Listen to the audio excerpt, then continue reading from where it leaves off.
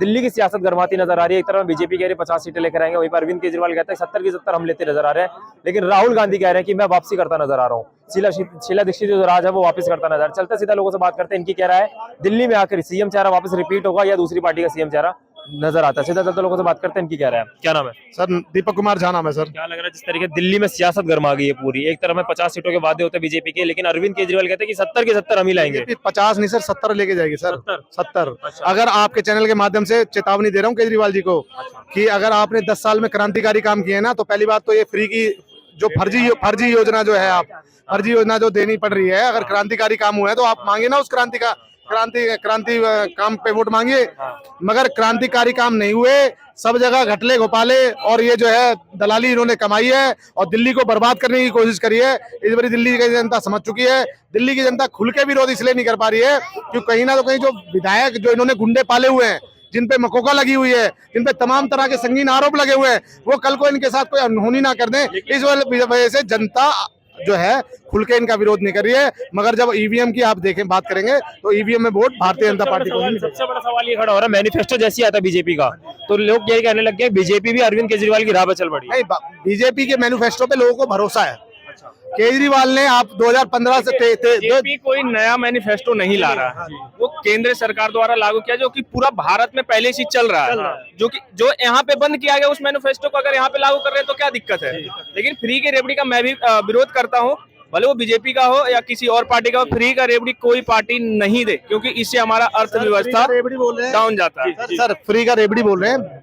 BJP सम्मान की बात करती है, सम्मान देने की बात करती है, महिलाओं को सम्मान मिलेगा, ठीक है, और इस चीज को आइडेंटिफाई किया जाएगा। देखिए आज केजरीवाल जो थोड़ा बहुत फ्री दे भी रहे हैं ना, वो बांग्लादेशी और घुसपैठियों को दे रहे हैं। हाँ, और जो दिल्ली वालों को दिल्ली का हक से जो वंचित किया जा रहा है, चाहे वो डीटीसी बस की हो, चाहे सीवरेज की हो, चाहे रोड की हो, तमाम तरह के, थोड़ी सी बारिश में दिल्ली बिल्कुल पानी से लबालब भर जाती है। इन नाकामियों को भाजपा, झीलों की शहर जो केजरीवाल कहते थे मैं झीलों का शहर बना दूंगा, तो जो है इन कमियों को, इन नाकामियों को भारतीय जनता पार्टी इस पे काम करेगी। भारतीय जनता पार्टी का मुख्य जो पहले जो कैबिनेट में वो आयुष्मान योजना होगी, दूसरी पॉल्यूशन होगी, तीसरी स्वच्छ पानी, जो दिल्ली देश की राजधानी होते हुए दिल्ली को दिल्ली वालों से जो हक से जो वंचित किया गया, इन योजनाओं पे सबसे पहले बात करता है। दिल्ली में किसी सरकार वापसी करती नजर जी बीजेपी की। हाँ जी, मतलब आप कह रहे हैं कि 26-27 साल का रिकॉर्ड टूटेगी। भाई साहब वापसी कहाँ से लग रहा है आपको नई सरकार बनेगी? सीधी सी बात, मतलब जो आप कह रहे हैं 26-27 साल का जो रिकॉर्ड था वो टूटेगा, निश्चित है कि टूटेगा।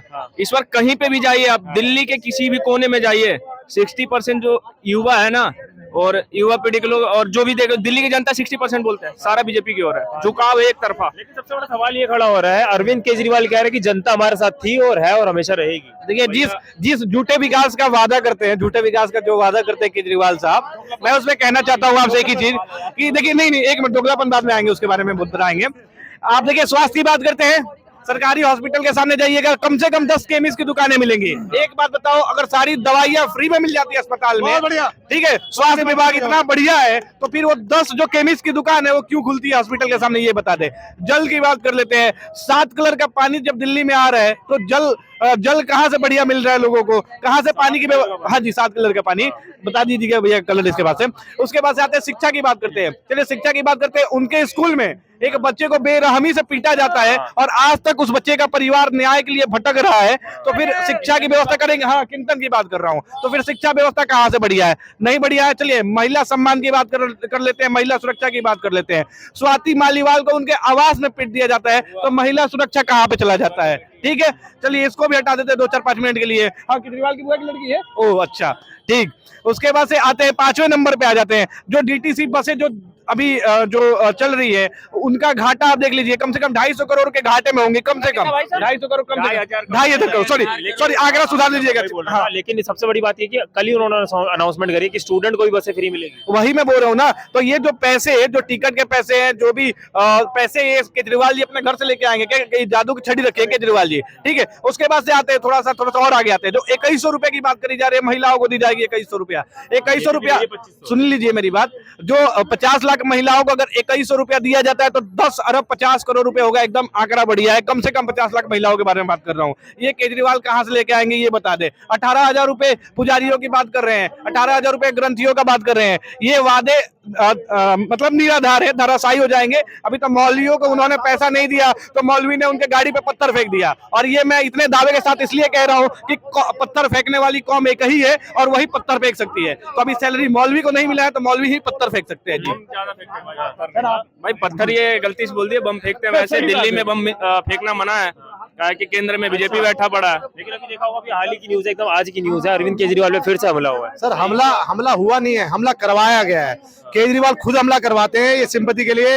ये जो जमीनी में जो उनको जो सत्ता जाते हुए दिख रही है, ये पब्लिसिटी स्टंट है। ये उनको इस बड़ी सत्ता यहाँ से खिसकती हुई दिख रही है। और इस बारी एक बात बताइए, एक चुनावी इन्होंने एक टीम हायर करी हुई है चुनावी सर्वे करने के लिए, आईपैक करके जो चुनावी सर्वे इनका करती है, वो कहीं ना तो कहीं इनका नेगेटिव फीडबैक इनको लाके दे रही है कि जनता में आक्रोश है और कहीं ना तो कहीं सरकार खिसकती देख ये तमाम तरह के पब्लिक स्टंट करते हुए देखेंगे। और अभी चुनाव में अभी ये तो पत्थर फेंका गया है, अभी तो कहेंगे मुझे जान से मरवाने की कोशिश करिए। तो इस तरह के जो हमले हैं अभी और देखने को मिलेंगे दिल्ली की।